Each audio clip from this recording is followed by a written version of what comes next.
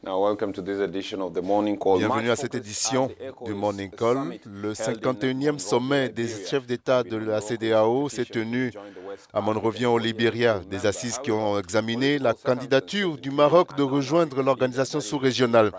La présence à Monrovia du Premier ministre israélien Benjamin Netanyahou comme invité a créé des controverses. À l'issue des travaux, le président togolais Faure Gnassingbé a été élu à la tête de la CEDEAO et remplace la présidente libérienne Ellen Johnson Sirleaf.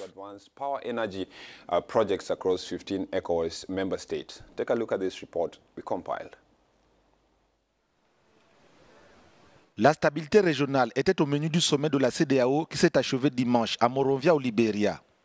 Les dirigeants ouest-africains se sont félicités du maintien de la paix dans la région, mais ont mis en garde contre les menaces envers sa stabilité. La présidente du Libéria, Ellen Johnson Sirleaf, a salué la contribution des forces de l'organisation régionale dont beaucoup ont fait le sacrifice ultime de leur vie. Notre organisation continue sa mission de promouvoir la paix, même si elle est confrontée à des défis liés à la propagation du terrorisme, aux attentats terroristes et à l'instabilité dans plusieurs de nos États membres.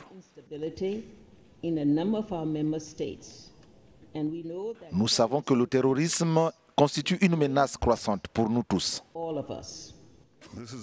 Invité du sommet, le Premier ministre israélien Benjamin Netanyahou a proposé des partenariats aux dirigeants de la CEDEAO. J'ai vu des jeunes entrepreneurs africains qui créent des entreprises exploitant le pouvoir de l'ère numérique. Les Africains doivent saisir cette opportunité. Israël veut saisir cette opportunité avec vous. Vous n'avez vraiment pas de meilleur partenaire pour cette mission qu'Israël. Le président togolais Faure Gnassingbé a été élu à la tête de l'organisation régionale. Il succède à la présidente libérienne Ellen Sirleaf.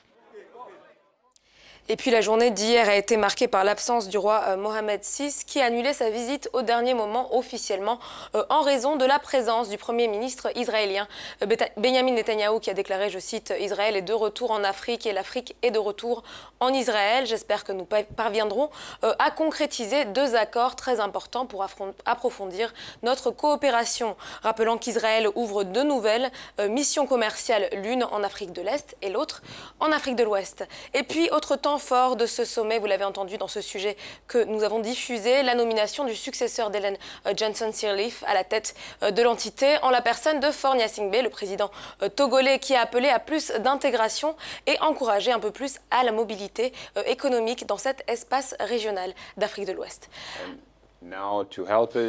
Pour en parler, nous avons en ligne depuis Accra, au Ghana, Emmanuel Bensa Jr., analyste des politiques d'intégration régionale. Merci de répondre à nos questions. Bonjour Emmanuel, bienvenue.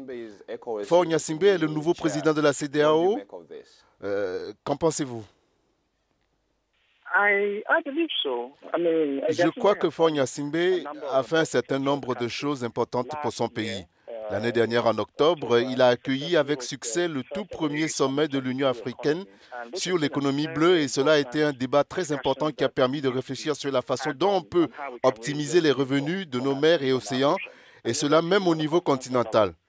Mais pour ce qui est de la sous-région, je suppose qu'il ramasse les lauriers de la coordination de la crise d'Ebola. Il y avait un sommet en avril dans lequel il y avait une revue des discussions autour d'Ebola et de la voie à suivre. Et il y avait beaucoup de louanges sur le Togo pour ses efforts et je pense que cela a fortement joué. Premièrement, il fallait être un pays francophone pour succéder au Libéria de Sirleaf. Et ils ont regardé, ils ont réalisé, je l'ai dit, que Gnassingbé a fait un très bon travail pour son pays. Alors, ils n'ont pas hésité à lui donner ce poste. Le roi du Maroc n'a pas assisté au sommet parce que le Premier ministre israélien était là, mais sa demande d'entrer dans la CEDEAO était toujours sur la table. Est-ce que cela a été examiné? C'est bien étrange. Il n'y a pas eu d'indication en ligne ou autrement pour suggérer que le Maroc sera admis, même si le Maroc s'est pleinement mobilisé pour défendre sa demande d'intégration. Faisant le tour en montrant que, bien que certains pays d'Afrique de l'Ouest, comme la Côte d'Ivoire, le Burkina Faso et même des pays comme le Sénégal avaient apporté leur soutien. Mais je pense que le président de la commission de la CEDEAO, Marcel de Souza, dans une interview il y a quelques mois, a clairement indiqué les raisons pour lesquelles il est pour le moment bon pour le Maroc de rester un pays observateur au sein de l'organisation. Il y a tout d'abord la question géographique. Le Maroc appartient à l'Union du Maghreb arabe et nous savons que le royaume chérifien veut quitter cette organisation. Et la grande question, c'est pourquoi. Il y a quelques jours, le Maroc a lancé des activités d'un pipeline qui permettra aux pays en développement comme le Nigeria, le Burkina et le Ghana de bénéficier du pétrole.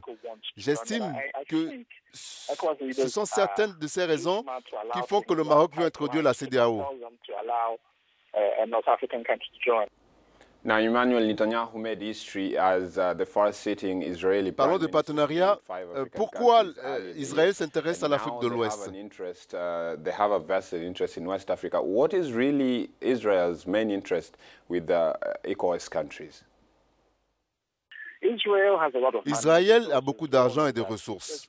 Nous savons tous qu'il est beaucoup plus préoccupé par sa politique étrangère.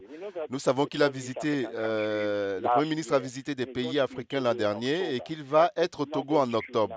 Mais il ne va pas choisir l'adhésion. Il va plutôt opter pour une relation stratégique plus forte, comme le démontre ce milliard de dollars pour les énergies renouvelables. Je pense que les partenariats comme ceux-là sont utiles. C'est du gagnant-gagnant pour les deux parties. L'Afrique de l'Ouest a toujours été une source importante, par la même occasion une place importante pour l'investissement pour un certain nombre d'entreprises et plus encore.